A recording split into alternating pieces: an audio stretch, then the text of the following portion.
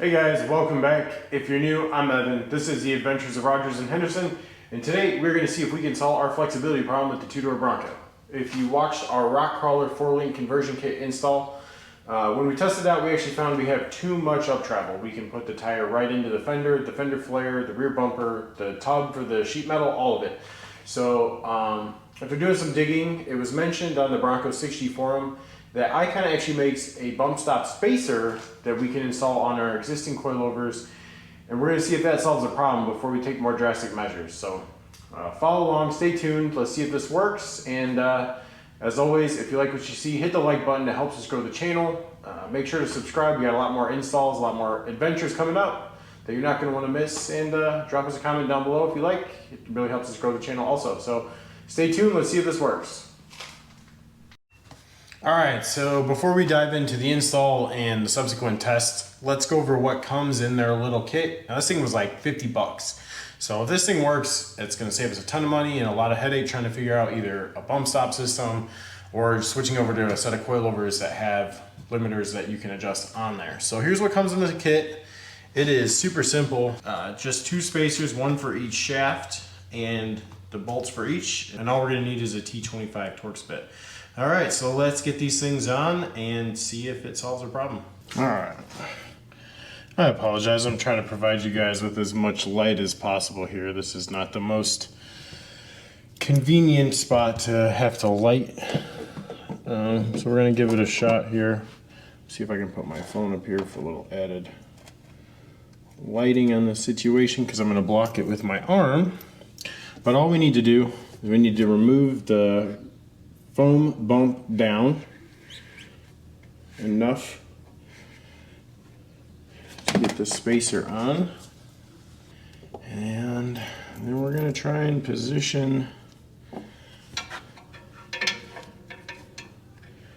the first half on the shaft and slide it around.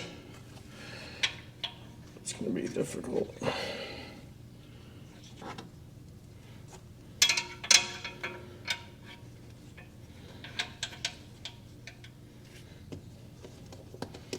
And we're just going to see if we can get one of our bolts started just to hold it on the shaft itself.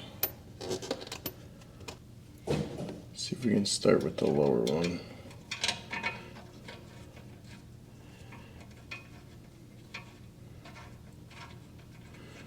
Sorry, I know I'm blocking it with my hand here.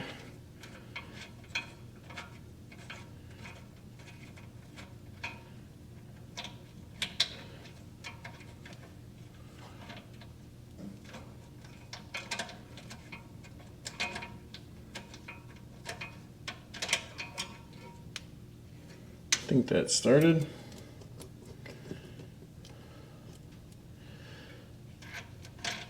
So we can get the other side in and get that started. Seems like it's going.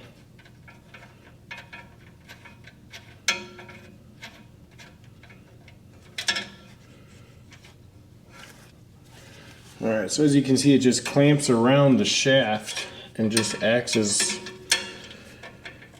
a spacer to that. Alright, so the spacer is in. On this side, we're going to repeat the process on the other side, and then we're going to cycle it and see if we can figure out if this works or not. So stay tuned. Thanks, guys. Alright, so now we're over to the other side. Again, I apologize for the lighting. This is a really awkward place to get the camera and the light into. So I'm going to do my best. Alright, so again, same thing. So we're going to get the non-threaded side started first. This side might actually be more difficult than the other side, just because of the way the spring is clocked here. We're going to do our best. Okay, we're going to try and get one screw started just to hold it in place.